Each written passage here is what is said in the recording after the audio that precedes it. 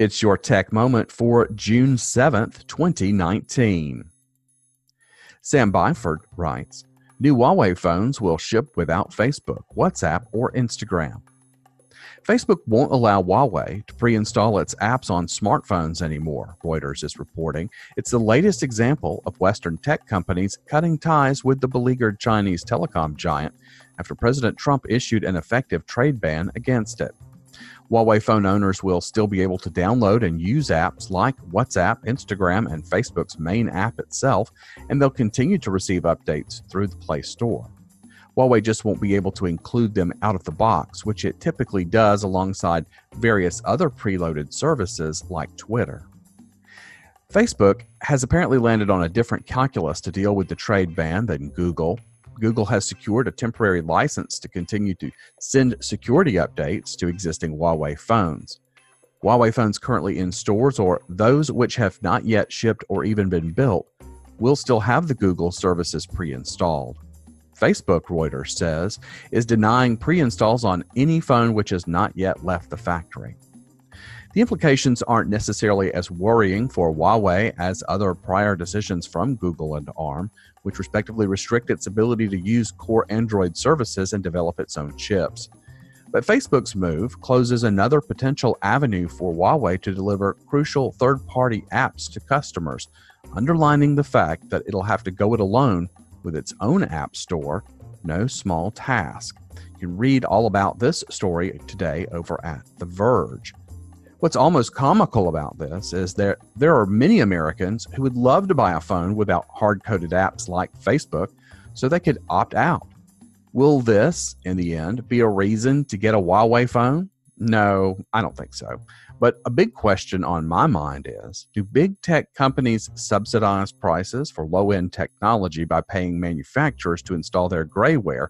And what role might consumer advocates play in demanding more accountability for opting out by default, or getting the tech giants paying damages to consumers rather than fines to state agencies when data tankers spill oil into the digital environment? Steve Martino writes, the endless scourge of malicious email. There is no question that unwanted email is a source of annoyance. It is also the biggest source of cyber threats. In fact, just last month, spam accounted for 85% of all emails sent. Plus, according to Verizon's 2018 Data Breach Investigations report, email is the #1 vector for both malware distribution and phishing. Attackers know that, unfortunately, this channel just works. Because email forces the user to stop and at least scan every message they receive, it presents the perfect opportunity to serve up malicious links and file attachments that people in a hurry sometimes mistakenly click on. Phishing and social engineering have gotten so sophisticated that it can be hard for even cyber-savvy users to discern the legitimate from the malicious. Our most recent CISO benchmark study showed that 56% of CISOs we surveyed felt that defending against the user behavior of clicking a malicious link in an email is very or extremely challenging.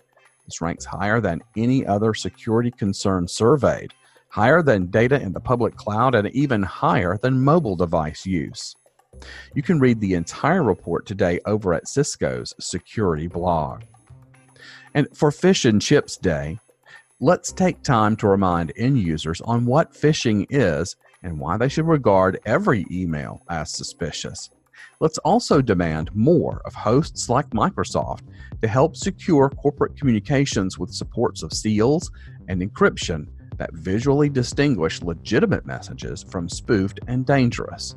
Otherwise, maybe it's time to rethink email as a form of communication altogether. Phil Muncaster reports, researchers find 40,000 plus containers exposed online.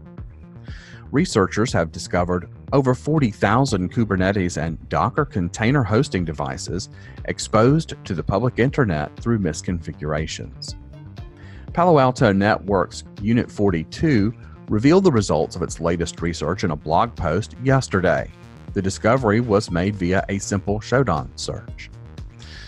Some 23,353 Kubernetes containers were found in this way, located mainly in the US, as well as Ireland, Germany, Singapore, and Australia. Even more, 23,354 misconfigured Docker containers were discovered exposed to the internet, mainly in China, the US, Germany, Hong Kong, and France. This does not necessarily mean that each of these 40,000 plus platforms are vulnerable to exploits or even the leakage of sensitive data. It simply highlights that seemingly basic misconfiguration practices exist and can make organizations targets for further compromising events, explained senior threat researcher Nathaniel Quist. Seemingly simple misconfigurations within cloud services can lead to severe impacts on organizations. This has happened several times in the past. Attackers exploited weak security configurations to steal keys and tokens for 190,000 Docker Hub accounts, while poor container security also led to a major breach of 13 million user records over at Ladders. You can dig deeper into this story over at Info Security magazine. In the era of move fast and break things, we need to slow down to ensure that company records, processes, and consumer data are protected by best practices. Proper training for users and administrators alike are essential tools for ensuring better data protection. Perhaps host services could provide hardened containers as templates or as a complete feature set when going to production.